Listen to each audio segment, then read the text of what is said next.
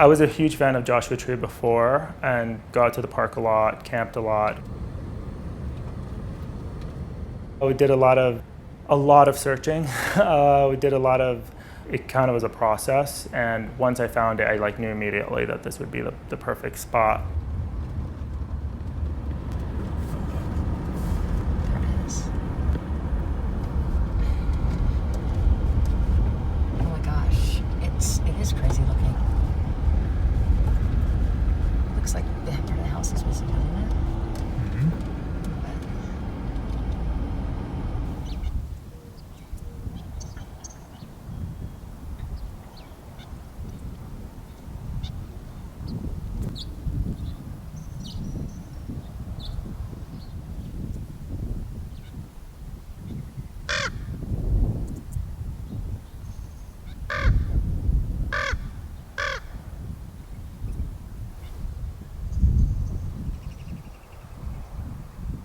Folly actually is a term that I did my thesis work on.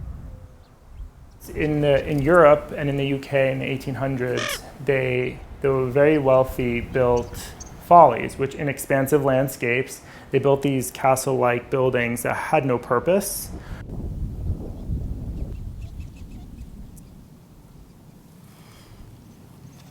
What I did with that is I took that concept, took something that existed, and adapted a new filter, a new layer of what a millennial's take would be like on a folly in present day.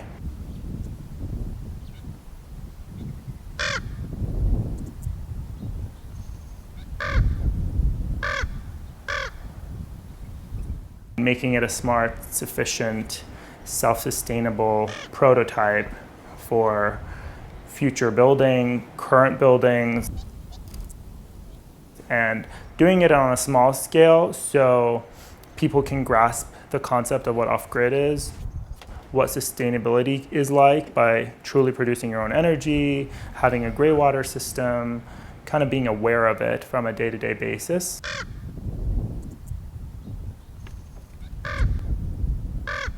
The bathtub is a livestock tank. And it was a great, easy way to add a water experience to the dry desert without doing too much.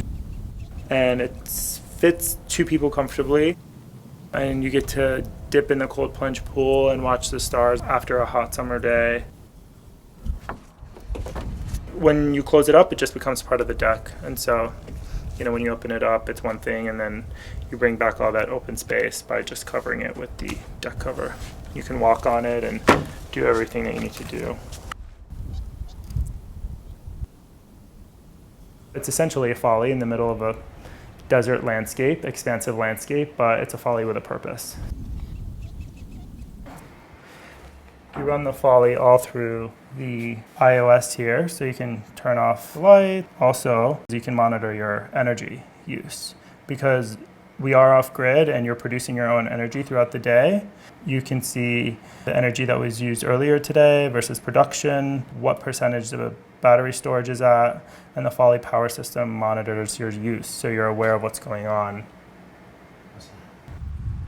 You have to be aware of how do you take the pressure off of the solar system. Every little thing counts. We have all LED lighting in here. Even the hood, the concealed hood that's under here, that takes very little power as well. So we had to figure out what type of appliances made the most sense, because it's all about how to run things in an optimal way. So you have everything going through the night when the sun's not out. It's totally possible to coordinate all the right equipment. This is a split AC unit that's specifically for direct current power. And it has a very quiet, slow start, and it slowly turns on because it doesn't want to create a surge in the system. And so by slowly turning on, it's just like pressing on the gas pedal in a car. You consume more gas. So when you have a slow starting appliance, it does the same effect. So you conserve more.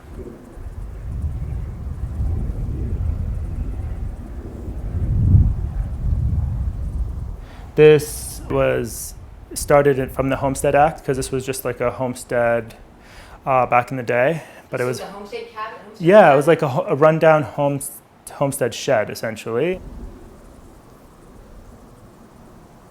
The existing slab is essentially right under us, and it's 70 years old. It's from the 1950s. And then I took that existing footprint and accentuated all the walls and created that volume ceiling, so it creates that double height space, and then created a living area that can turn into sleeping. This creates a whole bedroom. Here, if you have, extra guests that want to sleep in, but then it's a communal area. And then you essentially have this axial connection for circulation. So pretty much that communal area there, and then you accentuate your way into kind of going out. So it works in progression. So you come in, communal space, then the wet space. So minimize the plumbing use in the space. So you have the shower, kitchen, sink, and toilet. So if you come in this way, this is the bathroom, a fully equipped off-grid bathroom. I designed this out so the sink would fit as well as the toilet in a comfortable space. You have a medicine cabinet concealed in the wall. The outlet and everything's inside the medicine cabinet, so keep everything concealed. So you have a blow dryer in here that you just plug in when you want to use, but also a mirror on the inside as well. And the shower is this way. I brought the outside in by adding this boulder in here. And so it's a bench height boulder. It's actually really comfortable. You can come sit down. You have the rain head above you. It's an experience. It doesn't become like a task, to shower. And the boulder brings the outside in. I tested on a bunch of different boulders to see which one was like the most comfortable height. And fairly affordable? Was this build fairly affordable? Yeah. I built it myself with my best friend Hillary, and we built it out of our own pocket. And so I designed it, mapped it all out, and then we started to build it accordingly. So we were smart about what to do where, how to achieve it. Certain technology wasn't really available, what works with what. So it's truly an experiment and a prototype. So you pretty much go up to this loft here, and it was a great way to make a private bedroom with the limited amount of space that we had. And so you can come up here. These slats are great because they still get the light, the air through, and then some light, so you can see, up into the bedroom, creates some depth, and it's still raw, and it's true to the cabin finishing on the insides. And it was also the least expensive way to achieve an impact without doing too much. A lot of the materials that we did source for the cabin had to be local, just because of how secluded we are, transport, being on dirt roads, and 2x6s just seemed to make the most sense. Not much going on in there, but the cabinetry we built ourselves. This loft here also comes with a skylight, a solar powered skylight, so then you can control it via screen, and then the iPad here controls everything. Just has the, you can turn off the hallway from up here, all those things. So it's really luxury. I mean, it's not like this sort of raw off-grid experience. No, it kind of creates, it's an icebreaker. It brings people that aren't aware of what off-grid is and want to experience it and maybe apply it in their own lifestyle or their own home. This is a great kind of bridge to do that. All of these are actually gas pipes that I turned into ladder. And that's all you had space for?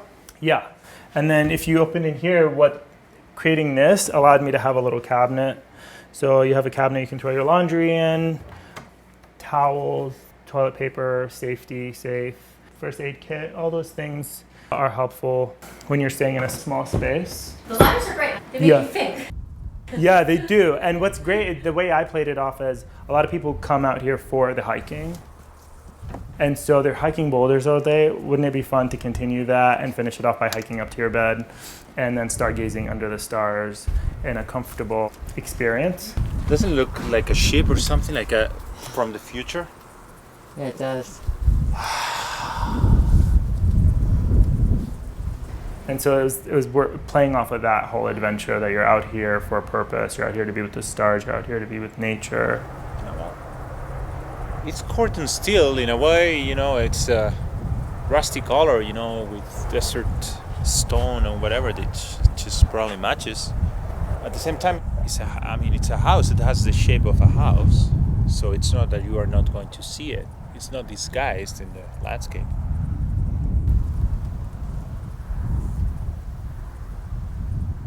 This was a great way to experience the stars at night in a comfortable setting. Well, how do you, does that, so that just stays open? What, the roof? Yeah. Yeah, so there's the cover that goes onto it if it were to rain or anything. But otherwise, the flooring and all that drains like a regular roof deck flooring. And so it goes to a drain here, which then drains out to the gray water system and then goes out to the landscape. The awesome part about this is that one part of the roof is completely off, so you can sleep with the stars, and it's a great intimate private space, but you're still one with nature, which was the whole drive behind this concept and how to reconnect in a new way. And this is a little snippet of what you can do in the stargazing portal. Another thing too that's great about this space is having that volume makes hot air rise, cool air stays lower because it's heavier. So the skylight is a solar powered skylight. It has rain sensors and it has shades. So I can just simply black out the shades or open them up. And then it also operates as a skylight itself. And if it senses any rain and no one's here, it just closes itself. That's also solar energy? Yeah, that's all solar powered skylights, yeah. It's really high end for a little cabin. Yeah, there's a lot crammed into here.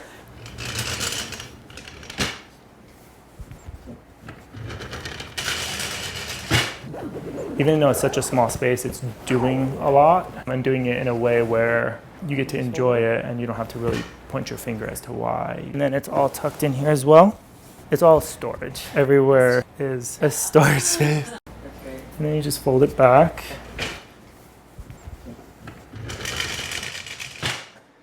I did this stencil. This is the old cabin. This is their new cabin. And that's what my studio's named, Cohesion Studio. So it works with, what do we have that's existing? How do we bring it back to life? What do we implant to infuse new life into it? Also, the guest and the end user that stays here plays a role in the whole system too. And so how does everyone cohesively connect? This was my real life experiment. What's great is that, you're using the sun, you're watering through the gray water system, and that's all by you experiencing what off-grid is like. And I think that's like the ultimate. It's a part of the system.